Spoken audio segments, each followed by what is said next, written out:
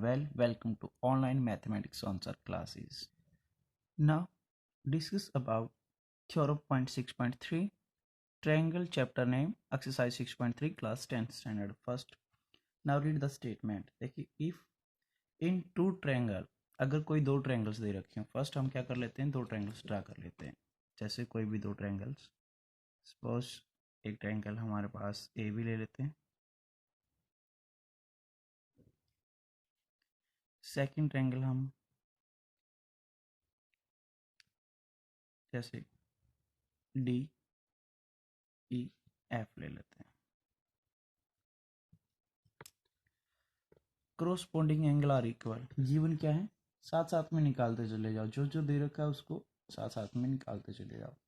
Given corresponding angle are equal, corresponding angle जैसे A angle हमारे किसके इक्वल हो गया, एंगल डी के, एंगल बी एंगल सी के, and sorry angle B angle E के, और एंगल सी हमारा किसके, एंगल एफ के इक्वल हो गया.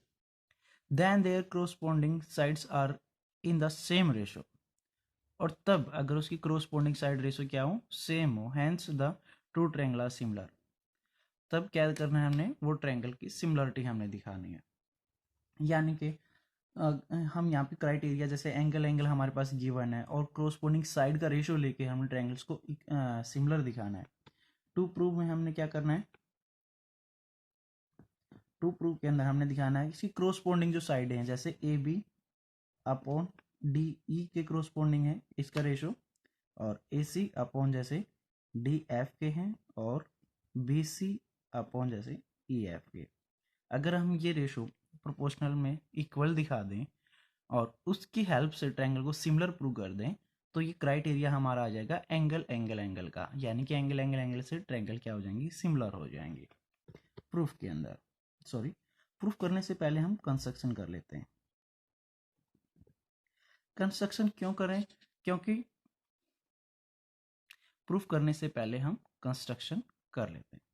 कंस्ट्रक्शन क्यों करें, क्योंकि देखो अब हमने एंगल तो लेना नहीं है, अब दूसरा और अदर सिमिलरिटी के रूल को हमने अप्लाई नहीं करना है, तो हम किसका अप्लाई करेंगे, कॉन्ग्रुएंस, या यहाँ पे कॉन्ग्रुएंट का हम यूज कर सकते हैं. अब कंस्ट्रक्शन करने के लिए हम क्या करेंगे, देखो इसको इस ट्रायंगल के कॉन्ग्रुएंट तो हम प्रूव नहीं कर सकते, एक तो स्मॉल साइज में, एक लार्ज साइज में. अब इसकी साइड की लेंथ और इसकी साइड की लेंथ दोनों अलग अलग हैं. हम इतना कर सकते हैं कंस्ट्रक्शन करके, जो ए बी है उसको ए पी यानी कि उसके बराबर कट कर सकते हैं, और जो ए सी है उसको जैसे डी सी पे हम इक्वल कट कर लें, यानी कि पी डी क्यू. यहाँ पे कंस्ट्रक्शन कर लेते हैं हम, A B is equal to D P and A C is equal to D Q and P join to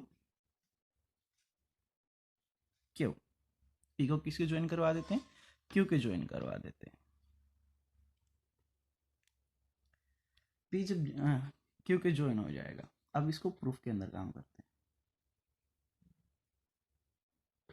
अब इस ट्रायंगल को देखो, पी किसके ज्वाइन हो गया, अब देखो इसको इसके इक्वल पार्ट्स में और इसके इक्वल पार्ट में कट किया गया. अगर इसको इक्वल पार्ट में कट किया गया तो पी क्यू किसके पैरेलल आ जाएगा, ई एफ के. पी क्यू किसके पैरेलल आ जाएगा, ई एफ के.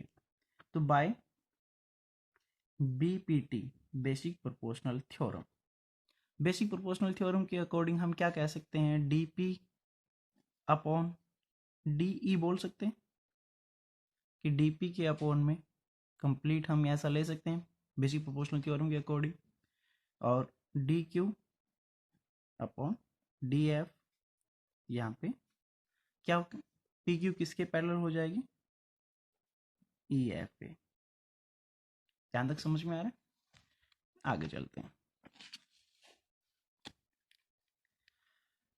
अब देखो D P upon D E और D Q upon D F आ गया, और डी पी हमने किसके दिखाए हैं, ए बी के, यानी कि डी पी की जगह पे हम क्या दे सकते हैं, A B upon D E, और सिमिलरली हम डी क्यू की जगह क्या पुट कर सकते हैं, A C upon D F.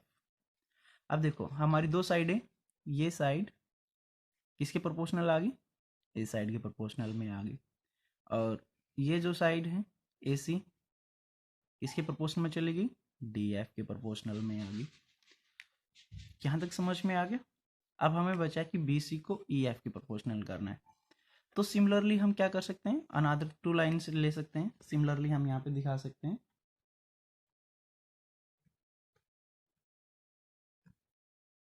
Similarly हम क्या कर सकते हैं, जो बी सी है प्रोपोर्शनल टू ई एफ के प्रूव कर सकते हैं। सो जो A B upon D E है वो क्या हो जाएगा, A C upon D F के, और जो बी सी है वो किसके प्रोपोर्शनल आ जाएगा, हमारा ई एफ के।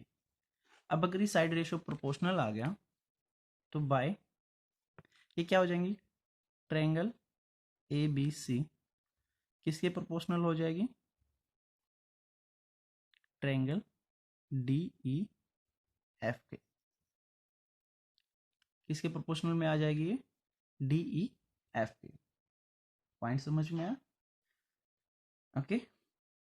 अब जब ये ट्रायंगल सिमिलर होगी तो यहाँ पे हमारा क्राइटेरिया क्या आ जाएगा, एंगल एंगल। क्योंकि अगर एंगल एंगल भी इक्वल है तब भी हम कह सकते हैं ट्रायंगल्स क्या होंगी, सिमिलर होंगी। यानी कि if angle angle are equal then two triangles are similar. Understand? Next theorem. देखो इस थ्योरम के अंदर if in two triangle sides of one triangle are in the proportional to the sides of the other triangle, दो triangles ले लेते हैं। जैसे triangle लेके चलते हैं हम ए बी सी, और एक ट्रायंगल ले लेते हैं हम डी ई एफ। गिवन क्या है यहाँ पे, हम गिवन निकाल लेते हैं। Sides of one triangle are proportional to the sides of other triangle. अगर इसकी साइडें प्रोपोर्शनल दे रखे हैं यहाँ पे गिवन है। देखो जो पहले वाला था उसका जस्ट अपोजिट है। ए बी किसके प्रोपोर्शनल में, डी ई के, और जो ए सी है वो किसके प्रोपोर्शनल में दे रखी है, डी एफ के, और जो बी सी है वो किसके प्रोपोर्शनल में दे रखी है, ई एफ के। गिवन टू प्रूव यहाँ पे हमें क्या करेंगे, यहाँ पे हम प्रूव कर देंगे इसके एंगल एंगल को। यानी कि एंगल ए को किसके इक्वल प्रूव कर देते हैं, डी के, एंगल बी को एंगल ई के, और एंगल जो सी है उसको हम एंगल एफ के प्रोपोर्शनल में दिखा देते हैं। इसके अंदर भी हम कंस्ट्रक्ट करेंगे। कंस्ट्रक्शन में क्या करेंगे, जो ए बी है, जो डी यहाँ पे पी कट कर लेंगे, पी पे किसके इक्वल, कंस्ट्रक्शन में लेके चलते हैं A B is equal to D P, and फिर यहाँ पे एक क्यू ले आते हैं, A C is equal to D Q. Similar हम कट कर लेते हैं, कंस्ट्रक्शन कर रहे हैं, and P join to Q. P को किससे ज्वाइन करवा देते हैं, क्यू से ज्वाइन करवा देते हैं। प्रूफ, प्रूफ में देखिए हमारे पास क्या दे रखा है, ए बी डी ई के। जो ए बी है वो किसके प्रोपोर्शनल दे रखा है, डी ई, और जो ए सी है वो क्या दे रखा है, डी एफ के। ए सी किसके दे रखा है, डी एफ के। और देखो जो डी पी है, यानी कि इसका मतलब क्या हो जाएगा, अगर ये इसके प्रोपोर्शनल है देन देखो अगर ये रेशियो इसके प्रोपोर्शनल है देन पी क्यू किसके पैरेलल हो जाएगा,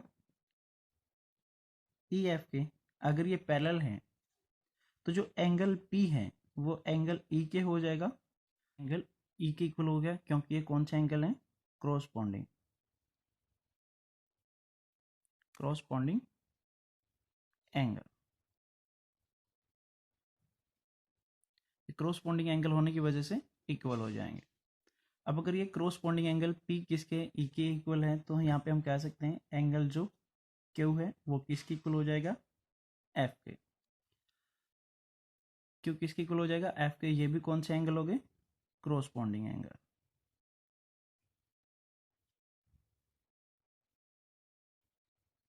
क्रॉसपोंडिंग एंगल होने की वजह से ये एंगल भी हमारे क्या हो गए, इक्वल हो गए।